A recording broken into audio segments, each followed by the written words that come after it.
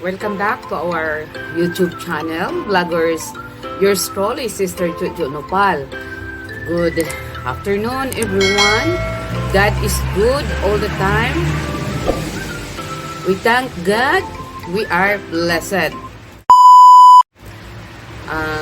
Atong hisgutan karon mao ang kapistahan ni Immaculata Concepcion nga atong inahan nga walay buling sa sala. Happy Fiesta sa tanan, December 8.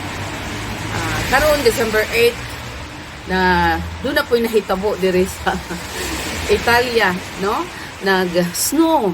Karon pang adlaw nag-start nga nag-snow ang Italia diri sa Cintalo. So tan-aw ninyo na ay nagputi sa kung luyo o na ay nagmurag taligsik kana siya snow na. So akong gipili diri sa gawas para nga maiba na naman ang ato ang studio nga makita ninyo ang kalikasan, no? O ang panahon karon nga inverno tugnaw na. Pero dili sa gawas bisag nag-ulan siya og snow, dili kayo tanto nga tugnaw, mas tugnaw dito sa sulod. So atong paghisgutan si Mama Mary ang Immaculata Concepcion nga walay buling sa sala. Nganong may buling sa sala si Mama Mary? Nga tao ra man na siya. Si Mama Mary usa ka murag misteryo sa kinabuhi tungod kay siya gipili nga mahimong inahan sa Dios.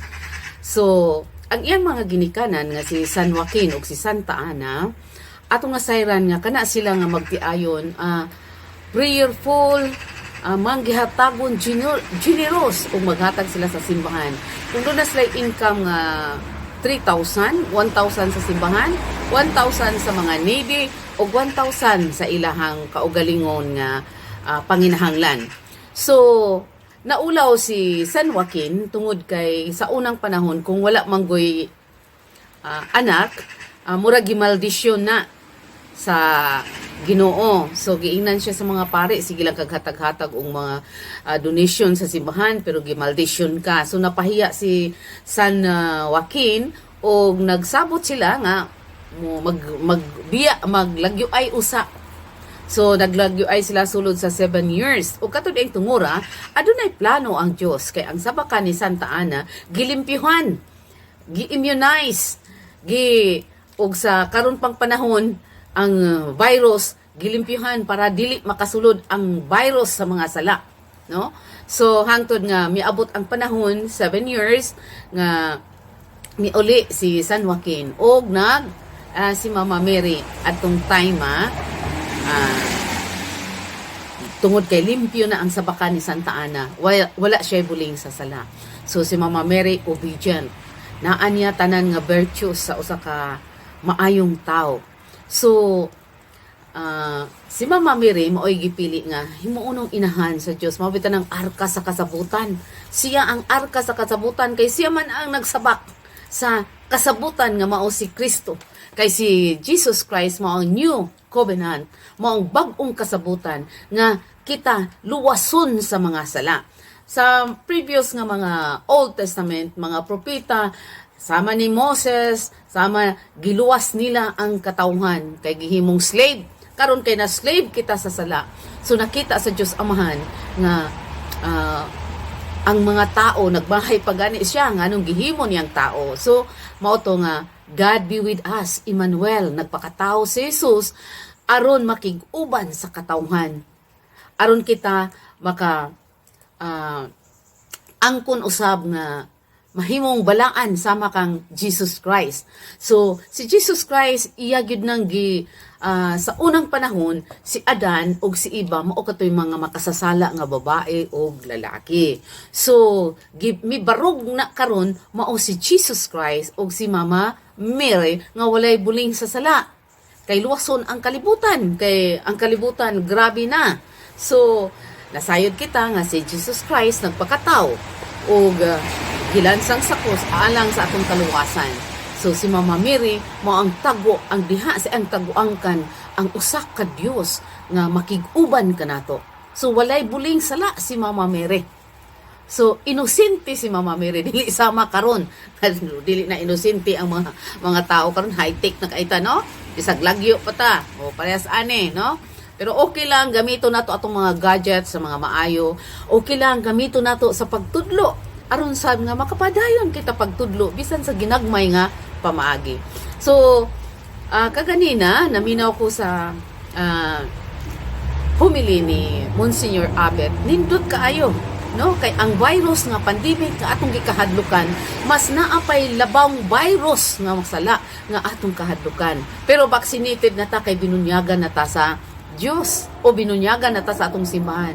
Si Kristo gihimo niya ang tanan nga mga gibilin niya diya sa simbahan aron kining katawhan nga naa sa simbahan makaangkon og pagkabalaan. Anaa din na ang 7 ka sakramento nga iyang gibilin nga hangtod karon mao nay atong paningkamutan haron mamahimo kitang balaan ug maningkamot usab kita kay bisan pa dili man gyud ta perpekto, wa may perpekto nato, pero maningkamot ta sa panabang sa Dios ug ingon man kang Mama Mary nga mo'y atong model si Mama Mary nga masinugtanon, obedient kita pag natay mga daghang mga problema nang moabot sa itong kinabuhi di na ta kaagwanta, no?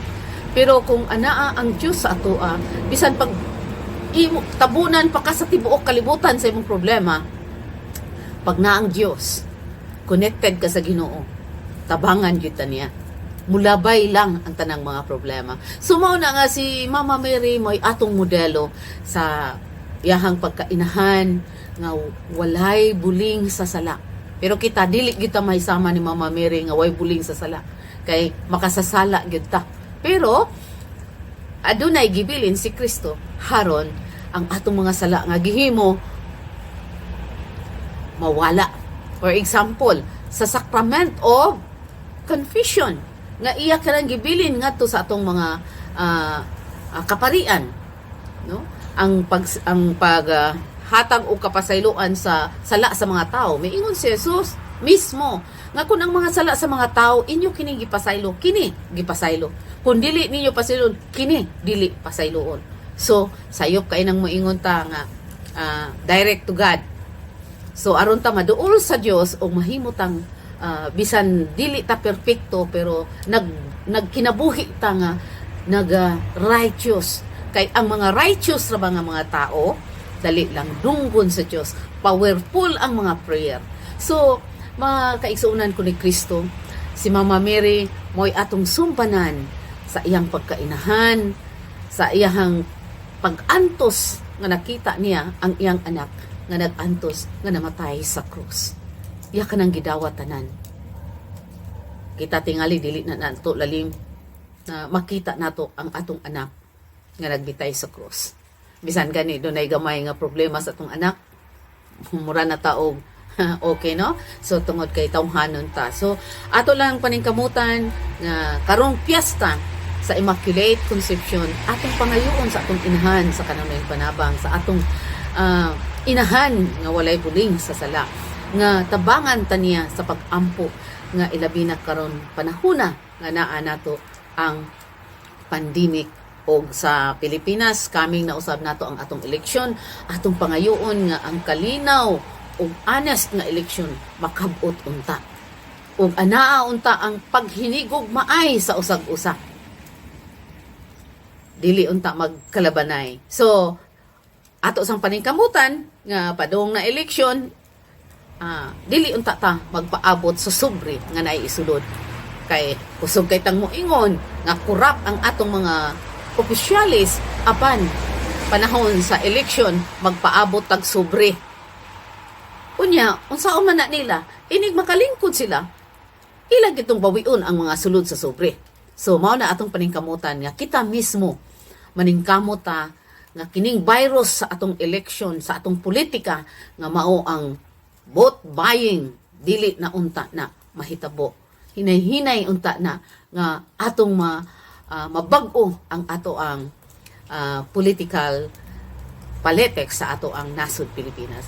O maayong hapon sa tanan ug ilabi na usab ako day i-shout out ang taga Chinsan no sa Liedo, sa Immaculate Conception, sa Radyo Moda Immaculate Conception ug sa Jinsan Bell Immaculate Conception ug sa tanang mga parokya or sa tanang mga simbahan nga nagpetro ni Mama Mary sa Immaculate Conception. Happy Fiesta sa tanan og maayong usbon ako pag-ingon, maayong hapon sa tanan.